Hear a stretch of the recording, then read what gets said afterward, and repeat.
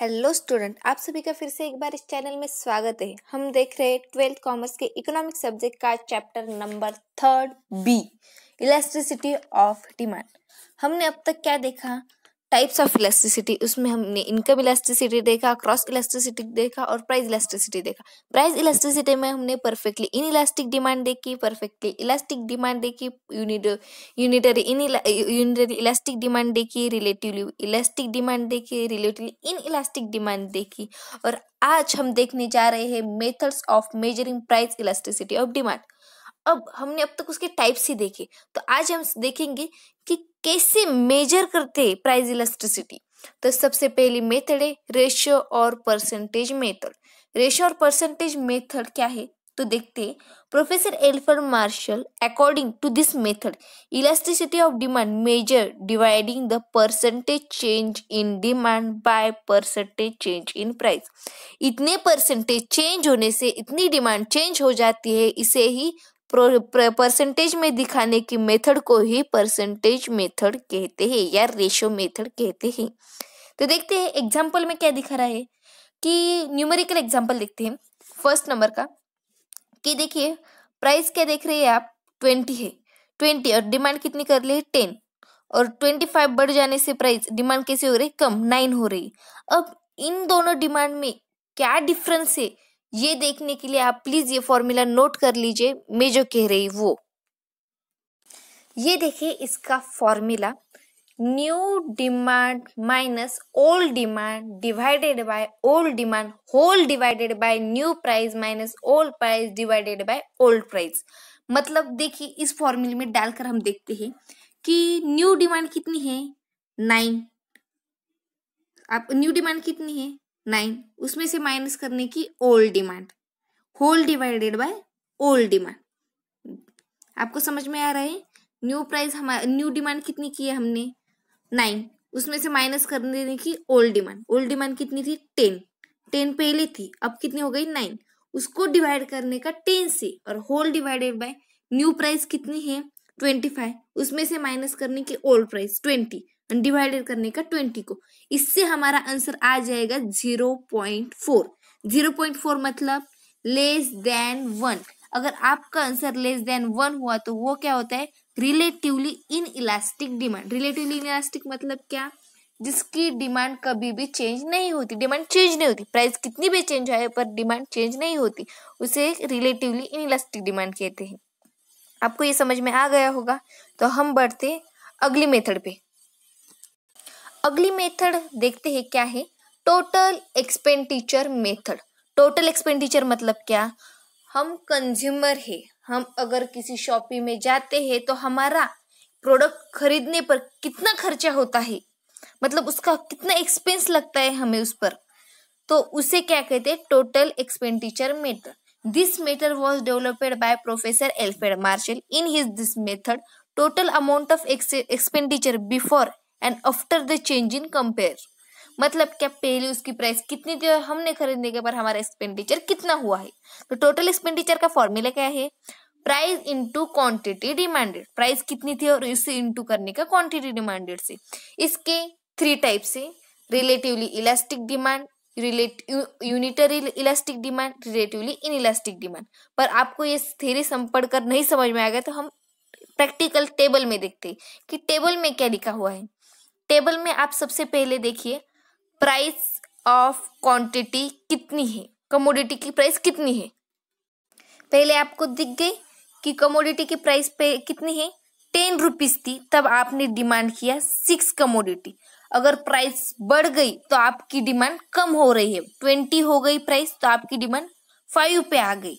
अगर 66 into 10 multiplication करो तो टोटल आउटले कितना होगा 16 रुपीज, एंड 20 इंटू 5 करो तो 100 रुपीज। तो इलेक्ट्रिसिटी ऑफ डिमांड कितनी आ गई, लेस देन 1, लेस देन कितना, सॉरी ग्रेटर देन 1।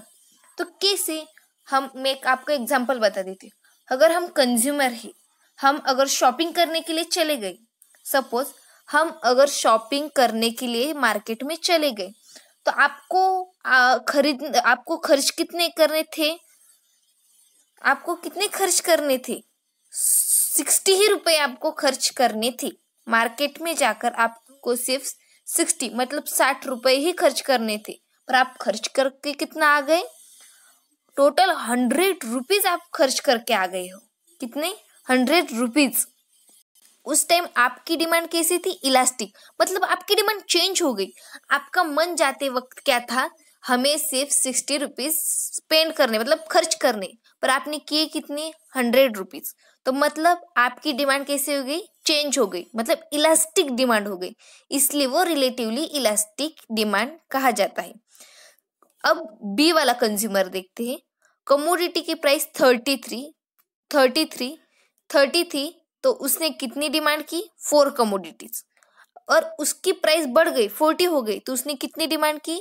3। मतलब आप यहाँ लॉ ऑफ डिमांड फॉलो हो रहा है, आप समझ रहे हैं ना? प्राइस बढ़ी तो डिमांड घट रही है, 40 हो गई तो 3 हो गई, और जो प्राइस कम हो रही 30 हो गई, तो उसकी डिमांड 4 कर दी उसने। तो देखिए इनका मल्टीप्लाई 4 इंटू 30 120, और 40 इंटू 3 120, मतलब आपको जितने पैसे खर्च करने थे मार्केट में जाकर, आप उतना ही खर्च करके आ गए, ना ज्यादा किए ना कम किए, मतलब इक्वल करके। उसे क्या कहते हैं? यूनिटरी इलास्टिक, इसलिए उसकी इक्वल टू 1 ये इलास्टिसिटी ऑफ डिमांड आ गई। अब सी वाला कंज्यूमर देखते हैं क्या करता है। प्राइस 50 थी तो उसने डिमांड की 2, प्राइस बढ़ गई 60 हो गई तो उसने डिमांड ओनली 1 की, और उसका मल्टीप्लीकेशन करे तो एक 100 आ गया और एक 60। उसे खर्च करने थे, कितने खर्च करने थे? 60 रुपीज।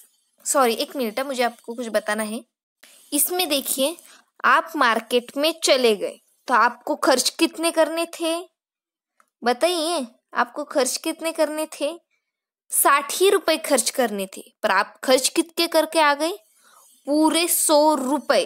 तो इस समय आपकी डिमांड कैसी थी? रिलेटिवली इनइलास्टिक डिमांड थी, मतलब आपका टोटल आउटले कैसा हो गया? डिक्रीज हो गया, मतलब लेस हो गया, लेस देन 1। उसे ही क्या कहते हैं? Relatively inelastic demand. तो आपको ये समझ में आ गया होगा, तो प्लीज चैनल को लाइक करना मत भूलिए। हम 3rd नंबर की मेथड पे देखते हैं, पॉइंट मेथड। पॉइंट मेथड को हम क्या कहते हैं? Geometric method. पॉइंट मेथड को क्या कहते हैं? Geometric method. अब ज्योमेट्रिक मेथड क्यों डेवलप हुई, तो उसका कारण देखते हैं। Professor Alfred Marshall was developed another method to measure elasticity of demand which is known as point method. पॉइंट मेथड को क्या कहते हैं? Geometric method. याद रखें, पॉइंट मेथड को क्या कहते हैं? Geometric method. और रेशियो मेथड और परसेंटेज मेथड को क्या कहते हैं? Arithmetic method. The point method क्यों लाई? The ratio method and outlet methods are unable to measure elasticity of demand at a given point on the demand curve. मतलब ये दोनों भी मेथड कैसे दे रही थी? पॉइंट में दे रही, एकदम एग्जैक्टली परफेक्ट नहीं दे रही थी, परफेक्टली मेजर नहीं कर रही थी डिमांड को, इसलिए उन्होंने पॉइंट मेथड डेवलप की। पॉइंट मेथड डेवलप की तो उसका एक फॉर्मूला है, तो अगले पेज पे देखते हैं। पॉइंट मेथड का फॉर्मूला क्या है? Lower segment of demand curve below a given point divided by upper segment of demand curve above a given point. मतलब क्या कि अगर एक आपको पॉइंट दिया गया, अगर माने आपको 10 रुपए कहा गया कि 10 रुपए के ऊपर आपने खर्च किया, अगर आपने 10 रुपए से कम खर्च किया तो वो क्या होगा? Lower segment. और अगर आपने 10 रुपए से ज्यादा खर्च किया तो होगा अपर सेगमेंट। तो आपको ये समझ में आ गया होगा। तो उसके 2 टाइप्स है, वो देख लेते हैं। फर्स्ट है linear demand curve. Linear demand curve में क्या कहते हैं देखते हैं।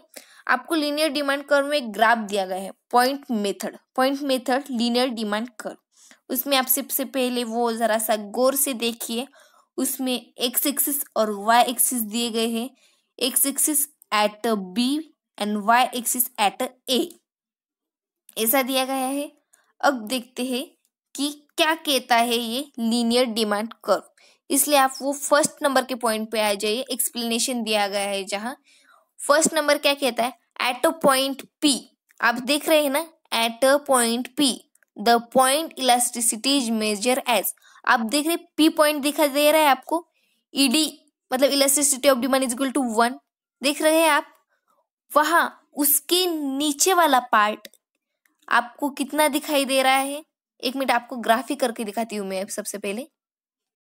आप इस ग्राफ में देख रहे हैं कि फर्स्ट कंडीशन क्या कह रही थी हमारी, एट पॉइंट पी है, पी के नीचे कितने हैं आप बता सकते हैं? पी है, पी के नीचे कितने हैं 2, मतलब वो लोअर सेगमेंट हो गया। तो लोअर सेगमेंट मतलब ऊपर के साइड को आप क्या लिखेंगे 2 और अपर सेगमेंट को क्या लिखेंगे 6, 2/6 ऐसे। देखिए आप दिखाती हूँ आपको मैं, देख रहे हैं हम 2/6, P1 दिख रहा है आपको? P1 के सामने क्या लिखा है 2/6, मतलब इस डिवाइडेड करने को क्या हो जाएगा 0.33, मतलब हमारी डिमांड कैसी है, रिलेटिवली इन इलास्टिक डिमांड है। थर्ड नंबर का देखते हैं, एट अ पॉइंट 2P देख रहे हैं आप? 2P दिखाती हूँ आपको, ये देख रहे हैं आप 2P के नीचे कितने हैं? 2P के नीचे आ रहे हैं 6 अपॉन 2P के ऊपर कितना है 2, 6/2 इज इक्वल टू 3, मतलब ये डिमांड कैसी है, रिलेटिवली इलास्टिक डिमांड हो गई। 4 नंबर का पॉइंट है, at a point A the point elasticity is infinite, elasticity कैसी infinite, because upper segment is 0, upper segment अगर 0 होगा तो आपकी डिमांड कैसी होगी, परफेक्टली इलास्टिक डिमांड होती, मतलब इन्फिनाइट डिमांड चेंज हो जाएगी।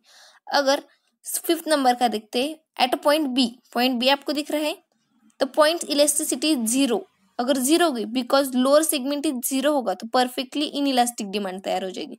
कैसे? Perfectly in elastic. आपको ये 5 पॉइंट समझ में आ गए होंगे, ऐसा मैं समझती हूँ, क्योंकि ग्राफ दिखाना बहुत ही कठिन काम है, आप समझ रहे हैं या नहीं? तो please I hope you understand. B number का देखते हैं, non linear demand curve. Non linear demand curve में देखते हैं, when the demand curve is non linear convex to origin से जो ऐसा गोल होते हुए आपको दिख रहा है उसे कहते हैं कॉन्वेक्स। आपने देखा होगा साइंस में कॉनकेव कॉन्वेक्स, उसका ही एक पार्ट है कॉन्वेक्स ओरिजिन को ऐसे कॉन्वेक्स कर रहा है, उसे price elasticity of demand we have diagram tangent वो पॉइंट को टच करके जा रहे हैं, इसलिए क्या कहते हैं, टेंजेंट कहते हैं। इस डिमांड में क्या फॉर्मूला है, लोअर सेगमेंट ऑफ टेंजेंट के नीचे वाले सेगमेंट अपॉन ऊपर वाला सेगमेंट को डिवाइड करने से आपको इलास्टिसिटी ऑफ डिमांड एक्यूरेटली मिल जाएगी। उसमें यूनिटरी इलास्टिक डिमांड है, relatively in elastic and relatively elastic है। तो आज के लिए ये चैप्टर यही खत्म होता है, क्योंकि factors influence in the elasticity of demand ये रिड्यूस हुआ पार्ट है, और उसके अगले वाले पेज का importance of elasticity of demand ये भी पार्ट रिड्यूस हुआ ही है, इसलिए ये हम नहीं पढ़ेंगे। कल से हम अगला चैप्टर स्टार्ट करेंगे, supply analysis. Thank you for watching this video.